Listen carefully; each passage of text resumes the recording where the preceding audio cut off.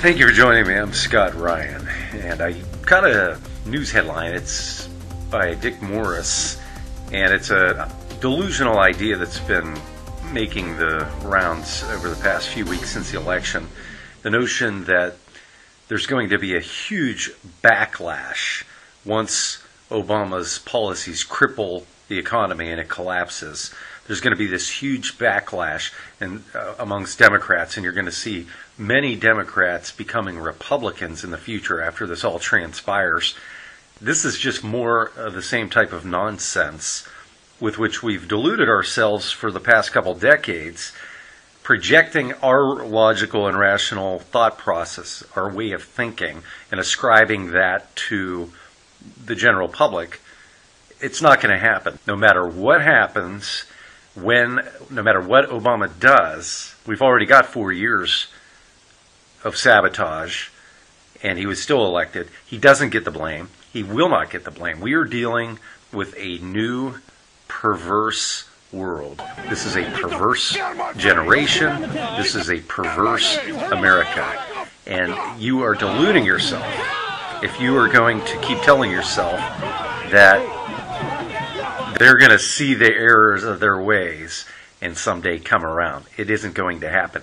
World history confirms this. It reminds me of, if you read Augustine in The City of God, which he wrote in the 4th century, he was talking about after the Visigoths had sacked Rome, and they were brutal, barbaric. I mean, the brutality, the murder and the rape, the way they treated people was second to none.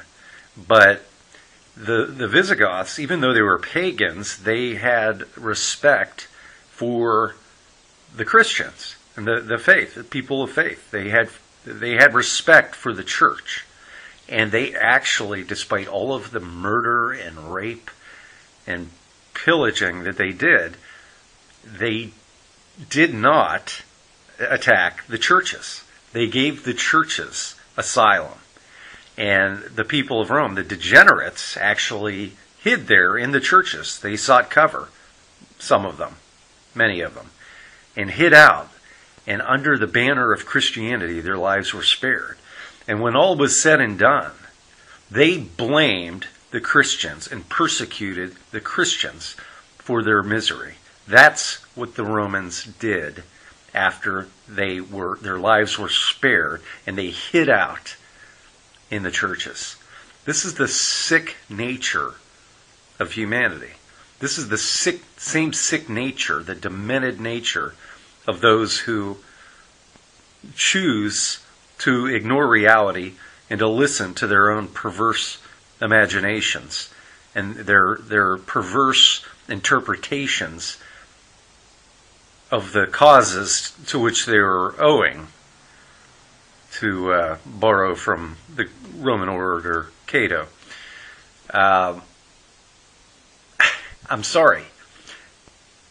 When all is said and done, if we are in something, and I believe we will be in something far worse than a Great Depression, this is going to be something. This is going to be global collapse. They're never going to say, or they're never even going to admit they're incapable of admitting to themselves that they are the problem, that Obama was the problem. The mass media are on their side. His useful idiots are on his side, and they are deluded as he is. They are every bit as much of a communist. They're communist saboteurs as well as he. They are going to cover for him, and this generation of demented degenerates are going to allow the evil to persuade them that it is the Christians that are at fault.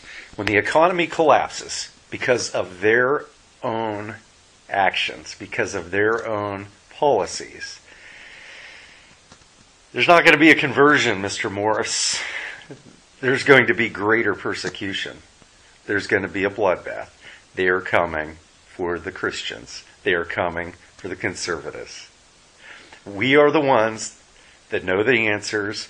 We are the ones who know the policies of our founding fathers that made this country the greatest constitutional republic in world history. We know the answers. We have the answers. We have the precedents. We have the history. All anyone has to do is study it and embrace it and ignore the perversions, the lies, the deceit, the unmitigated evil of Barack Obama, Nancy Pelosi, Harry Reid, Chuck Schumer. These are all communists. They're all freaking evil communists that are here to enslave, and they are succeeding. All anyone has to do is look at history, and they have the answers. But the people in this country, all they care about is being entertained. We are slaves to entertainment, to sexual immorality, to all forms of pornography. We are in a situation where we are past the point of no return. There will be no admission. There will be no great awakening amongst the liberals. There should be a great awakening amongst Christians in people getting back to their roots and repenting of our sins, and not just repenting, but turning from the wicked ways. But that electorally is not enough. I hate to say it, but it's true. It is time to abandon ship, because the numbers, we have capsized.